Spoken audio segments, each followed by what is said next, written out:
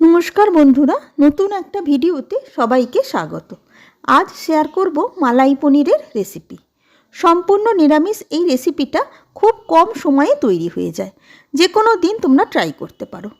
প্রথমে 200 গ্রাম পনির নিয়ে আমি কিউব শেপে কেটে নিয়েছি। পনিরটাকে একটু হালকা করে আগে ভেজে নেব। তার জন্য কিছুটা সাদা তেল গরম করে পনিরগুলোকে দিয়ে দিলাম।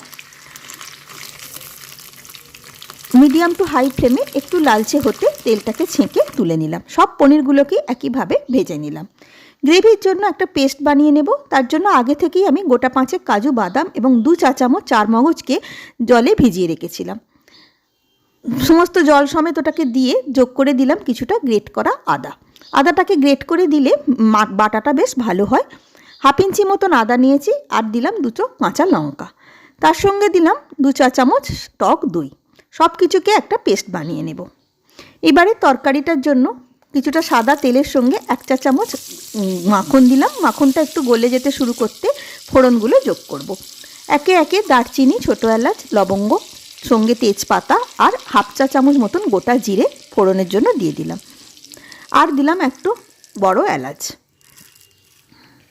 ফোড়নটা থেকে সুন্দর একটা গন্ধ বেরোতে এইবারে যোগ করব ওই আগে থেকে যে পেস্টটা বানিয়ে রেখেছিলাম সেই পেস্টটা দিয়ে লো টু মিডিয়াম ফ্লেমে বেশ কিছুটা সময় কষতে হবে, যতক্ষণ না সুন্দরভাবে তেলটা ছাড়ছে।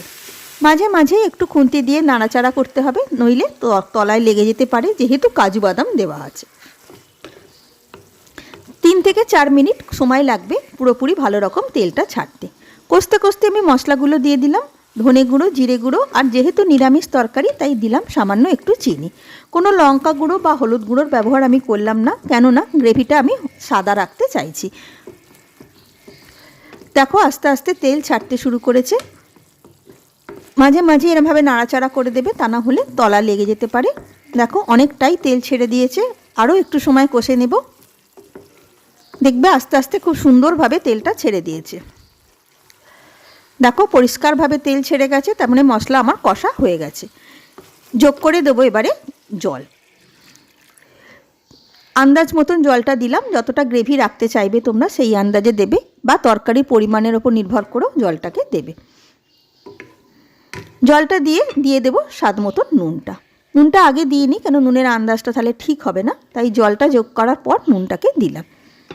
ওয়েট করব একটু সময় ফুটতে। যখন ভালো রকম ফুটে উঠলো তখন ভেজে রাখা পনিরগুলোকে মিশিয়ে দিলাম।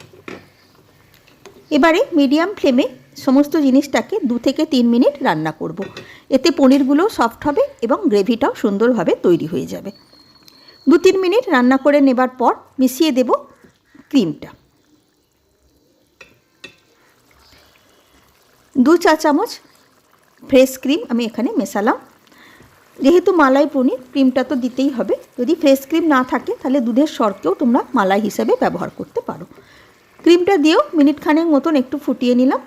শেষকালে যোগ করলাম কিছুটা জায়ফল জয়িত্রী গুঁড়ো।